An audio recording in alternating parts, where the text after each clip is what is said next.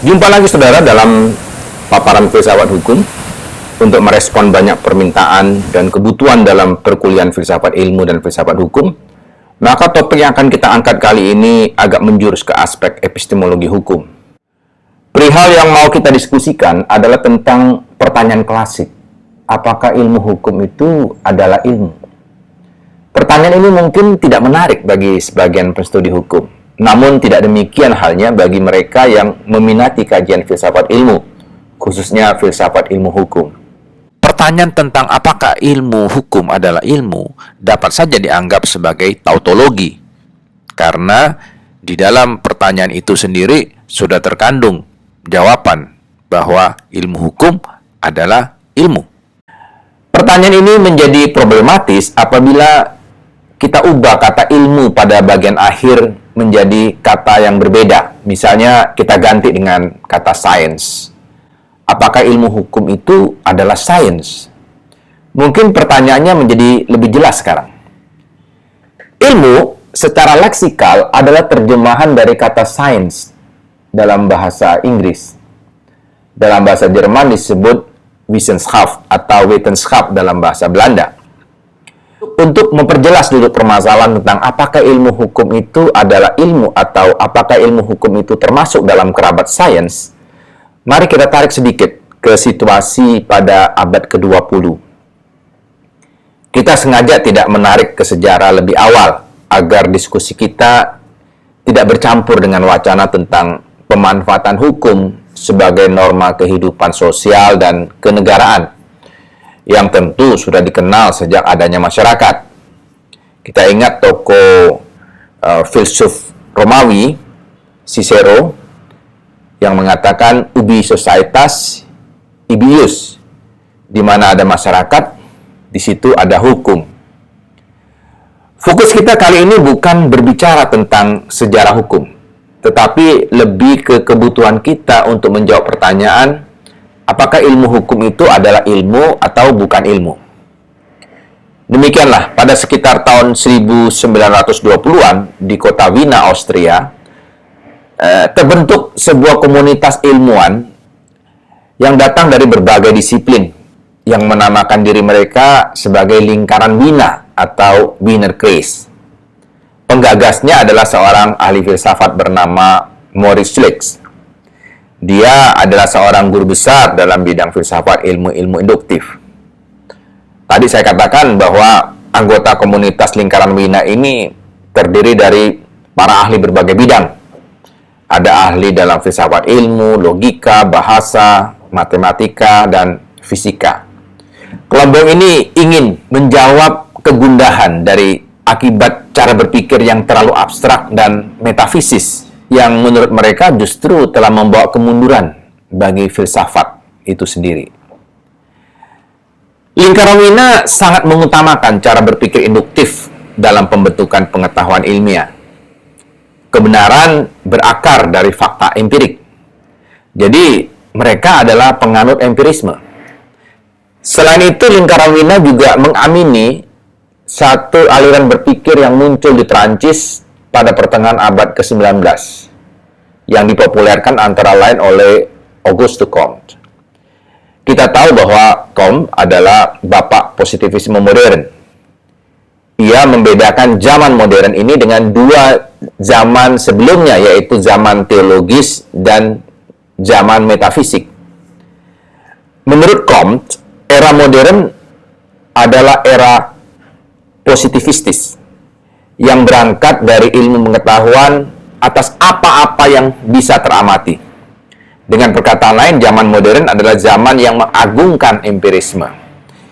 Karena empirisme adalah generalisasi atas fakta-fakta, tidak akan pernah membuat kita ragu-ragu terhadap kebenaran fakta-fakta itu. Empirisme selalu menawarkan kepastian. Namun, empirisme sendiri tidak cukup. Empirisme tidak identik dengan positivisme, karena positivisme mempunyai nilai tambah, yaitu harus memberi manfaat nyata bagi kehidupan sosial. Sisi pragmatisme ini merupakan ciri yang ditonjolkan dalam positivisme. Lingkaran Wina ingin mewarisi cara pandang positivisme itu tadi. Mereka yakin bahwa objek ilmiah haruslah berupa objek yang teramati. Segala sesuatu yang tidak dapat teramati harus dikeluarkan dari objek pengetahuan ilmiah itu. Hanya dengan demikian ilmu dapat memberi harapan yang lebih baik bagi umat manusia. Atas dasar pandangan seperti ini, maka lingkaran Wina mengusung aliran berpikir yang disebut positivisme logis.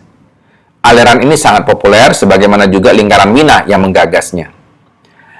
Namun, pada awal Perang Dunia Kedua, aliran positivisme logis seolah menghilang dari peredaran.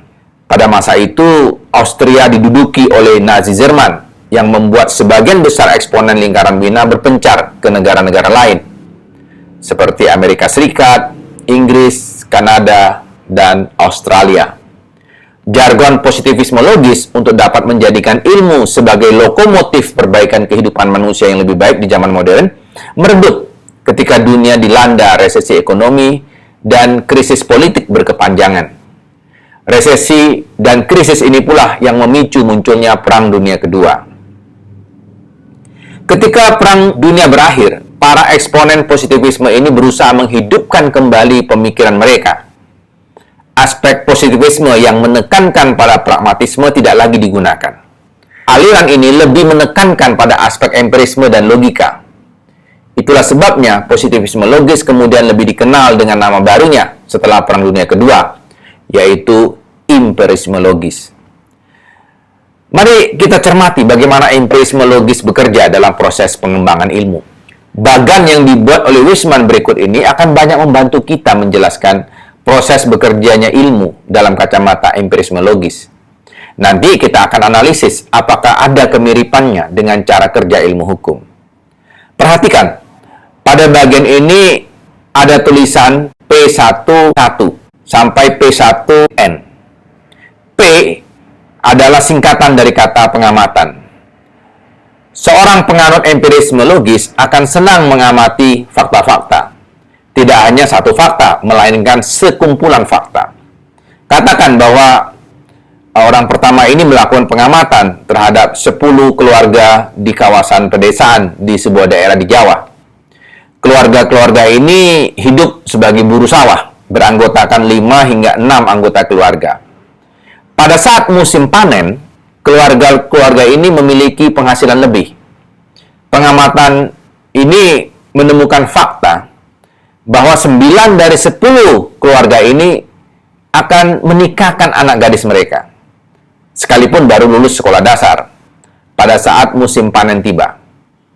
Atas dasar pengamatan fakta-fakta ini, si pengamat dapat membuat generalisasi bahwa jika musim panen tiba, maka pernikahan gadis di bawah umur akan banyak dilangsungkan di kawasan pedesaan di daerah tersebut.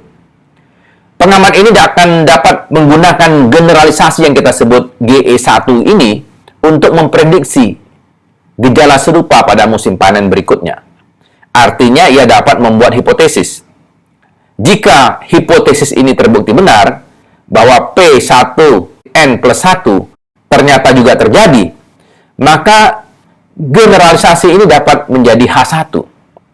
H di sini adalah sebuah hukum. Kata hukum di sini harus tidak dimaklumi sama seperti halnya hukum normatif. Hukum di sini adalah sebuah proposisi empiris. Rupanya apa yang diamati oleh pengamat pertama tadi juga dilakukan oleh pengamat kedua, ketiga, keempat, dan seterusnya. Dapat juga pengamat pertama tadi melakukan lagi di tempat lain, di waktu yang berbeda. Apabila mereka semua mempunyai kesimpulan berupa generalisasi yang sama bunyinya, maka berarti ada banyak proposisi empiris, yaitu hukum-hukum yang sama bunyinya juga. Atas dasar ini, hukum-hukum yang sama dapat ditingkatkan derajatnya menjadi teori. Jadi teori tidak dapat dibangun hanya dengan satu pembuktian proposisi. Harus ada beberapa atau serangkaian proposisi yang menjadi pendukungnya. Teori ini adalah teori empiris. Ia berfungsi sama seperti generalisasi dan hukum, yakni harus dapat dipakai memprediksi peristiwa yang akan diamati di masa depan. Teori harus dapat diturunkan untuk membangun hipotesis. Apabila hipotesis ini terbukti terus, maka teori ini akan tetap bertahan. Jika hipotesis tidak terbukti, maka akan dicari tahu apakah benar telah dilakukan pengamatan secara benar. Jika dapat dipastikan pengamatan sudah dilakukan secara benar, maka diyakini bahwa sudah terjadi perubahan pada fakta-fakta di lapangan. Untuk itu, teori empiris yang pertama ini akan mengalami perubahan. Demikianlah seterusnya hal ini terjadi. Positivisme logis dan empirisme logis pada hakikatnya menggunakan cara kerja seperti itu. Cara kerja demikian dijadikan standar bagi keilmuan di zaman modern. Cara kerja ini sebenarnya adalah standar bagi ilmu-ilmu empiris, yakni ilmu-ilmu yang berobjekkan pada fakta-fakta yang teramati secara indrawi. Ilmu-ilmu empiris ini terdiri dari ilmu-ilmu alam dan ilmu-ilmu kemanusiaan. Kata sains semula mengacu kepada kelompok ilmu-ilmu alam, tetapi rasanya monopoli seperti itu sudah mulai ditanggalkan. Sains lalu meluas, menjangkau juga ke area keilmuan lainnya. Pertanyaannya adalah, apakah ilmu hukum mengadopsi cara kerja seperti ilmu-ilmu empiris, sebagaimana dipraktekkan oleh penganut empirisme logis? Rupanya kita belum sampai pada jawaban tersebut. Saya meminta kesabaran saudara-saudara untuk menyimak paparan filsafat hukum pada episode berikutnya. Sekalipun demikian, untuk sementara kita dapat melihat ada cara kerja empirisme logis yang tidak selalu tepat untuk diterapkan bagi ilmu hukum. Sebagai contoh, kita dapat mempertanyakan, benarkah kebenaran dalam ilmu hukum selalu harus berangkat dari fakta? Apakah mungkin kebenaran dalam ilmu hukum justru dimunculkan dari fiksi? Mari kita lanjutkan diskusi ini nanti. Sampai bertemu.